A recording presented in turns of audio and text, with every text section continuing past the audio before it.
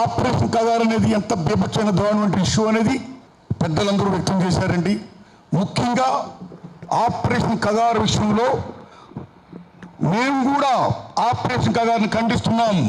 ఇమ్మీడియట్గా శాంక్షన్ జరపాలి అని ఈ రౌండ్ టేబుల్ సమావేశించినటువంటి బుద్ధిజీవులు, మేధావులు, మానవ హక్కుల సంఘం నాయకులు, పెద్దలు, మీడియా మిత్రులందరూ కూడా నా హృదయపూర్వక ధన్యవాదాలండి. ఫస్ట్ ఆఫ్ ఆల్ మనం భారతీయులం. ముఖ్యంగా ఆపరేషన్ కగార్ని ఆపాలని ఎందుకు కోరుకుంటున్నాం? శాంతి కావాలి కాబట్టి. ఓ నరేంద్ర మోడీ గారు, ఓ అమిత్ షా గారు మిమ్మల్ని విజ్ఞప్తి చేస్తున్నాం.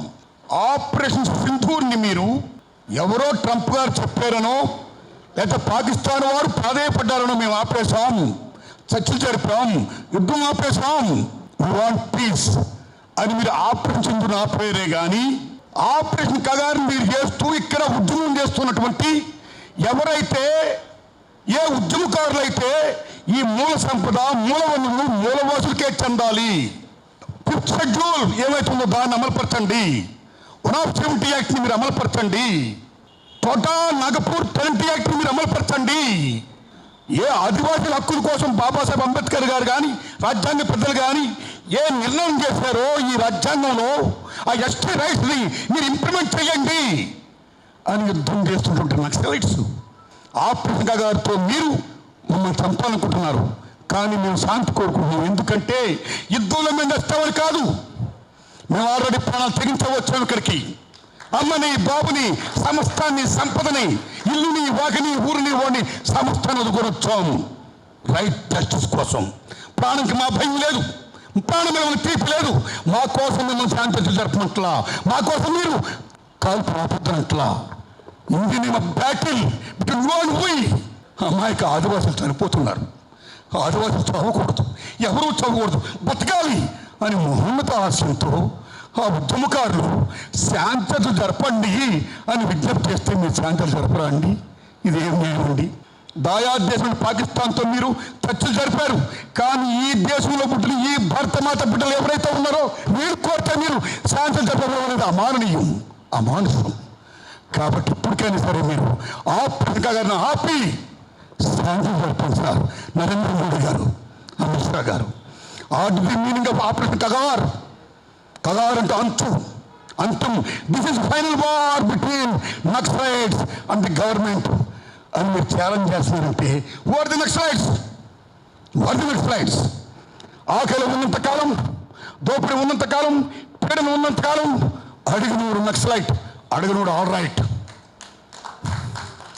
They are Naxalites. So what? But don't forget, they are the children of our country, the people of our country, our nation. మన భారతమాత బిడ్డల వాడు. వాళ్ళ కోసం కష్టపడి సార్. నేను హిందూ రిక్వెస్ట్ చేస్తున్నా నరేంద్ర మోడీ గారు, అమిత్ షా గారు. ఇంకో విషయం విజ్ఞప్తి చేస్తున్నా మీకు. మీరు హిందూ పార్టీ అంటారు, మీరు హిందువుల కోసం పనిచేస్తూనే ఉంటున్నారు, మన హిందూ దేశం ఉంటున్నారు మీరు. అలాంటి హిందూ దేశంలో హిందూ సాంప్రదాయ ప్రకారం కర్మకాండ జరగాలి. ఎవరైనా చనిపోతే ఈ దేశంలో ప్రపంచంలోనే ఎవరు పుట్టినా సరే, ఎవరు మరణించినా సరే అంత వాల్యూ ఇస్తారు. అలాంటి కర్మకాండ జరుపుకోవడానికి సంబాల కేసరవారి కెప్టెన్ దళపతి, మావోయిస్ట్ పార్టీ అధినేత నాయకుడు, మీ యుద్ధ శాంతి ప్రక్రియ ప్రకారం అయినా సరే ఆయన విశ్వాస గారు వచ్చి, ఆయన బంధువులు వచ్చి ఇలా జోలు పట్టుకొని మా ఆయన బ్రతుకైన మాకు అప్పగించండి అంటే మీరు అప్పగించరా సార్? ఎవరైతే యుద్ధంలో చనిపోయారో మహానుభావులు ఉన్నారో వీరులు, వాళ్ళందరూ బిడ్డలు, వాళ్ళ తల్లిదండ్రులు వాళ్ళ మీద వచ్చి వాళ్ళ యొక్క శవాలను అప్పగించండి, మేము కర్మకాలు జరిపించుకుంటామంటే మీరు అప్పగించరా సార్? ఇక మీరేం హిందూ పార్టీ అండి? మీరేం హిందూ? మీరు హిందూ కర్మకాండలను కూడా మీరు జరిపించుకోకుండా చేస్తున్నారంటే ఇక మీరేం హిందువులు? ఒకే రెస్పెక్ట్ మీరు హిందూయిజం. ఇవ్వండి సార్, బ్రతకాయలు ఇవ్వండి సార్, శాంక్షన్ జరపండి సార్, ఈ కాల్పులు ఆపండి సార్ ప్లీజ్.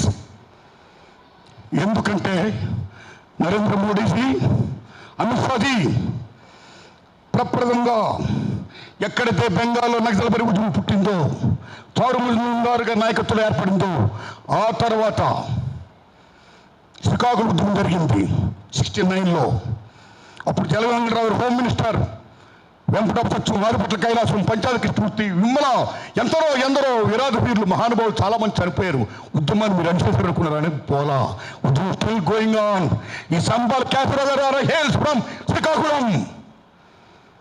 ఉద్యమం ఆగిపోలా, ఉద్యమం చనిపోలా. ఆ తర్వాత ఎన్టీఆర్ గారు సీఎం అయ్యారు, ఆపరేషన్ గ్రేహౌండ్స్ పెట్టారు, అంశం మొదలైంది, యుద్ధం మొదలైంది.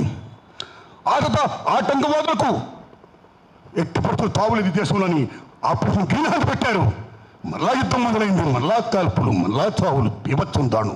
అయినా యుద్ధం ఆగలా. సల్వా జూడం పెట్టారు. The what the meaning of సల్వా జూడం? అన్నదమ్ముల మధ్య కొట్లాట, ఆదివాసుల మధ్య కొట్లాట, ఆదివాసులతో ఆదివాసులు చంపేయడానికి పట్టిన కుట్రలో భాగమే సల్వా జూడం. అదే అయింది, అనేక మంది చనిపోయారు. మళ్ళా గర్వాప్తి అన్నారు.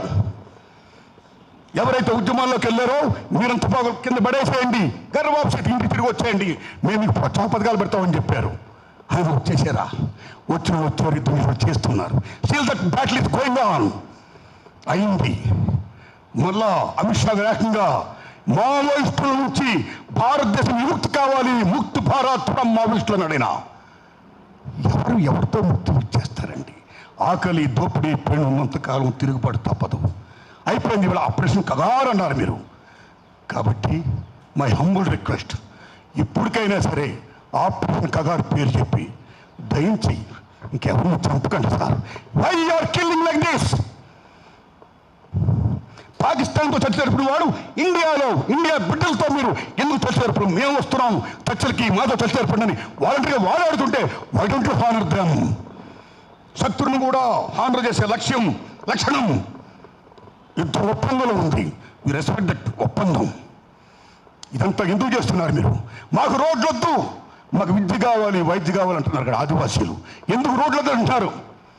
ఎందుకంటే ఆ అమ్మ, ఆ తల్లి అడవి మా అమ్మ, అడవి తల్లి మా అమ్మ. కానీ మా అమ్మ కింద, మా అమ్మ కడుపులో సమస్త కన్యాలు ఉన్నాయి. బంగారం, ఇనుము, manganese, what not, each and everything, కోటాను కోట వస్తుంది. అది మీకు కావాలి.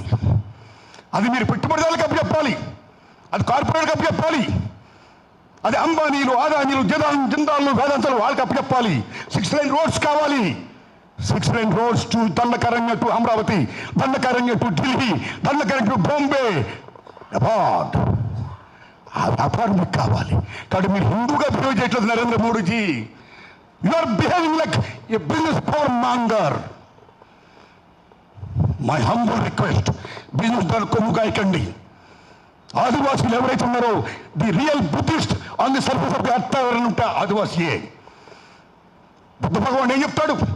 ఎవరైతే కోరికలకు మూల కారణాలు కోరికలు, అలాంటి కోరికలు ఎవరైతే కోరుకుంటారో వాడు దుఃఖాలకు మూల కారణం అవుతారు.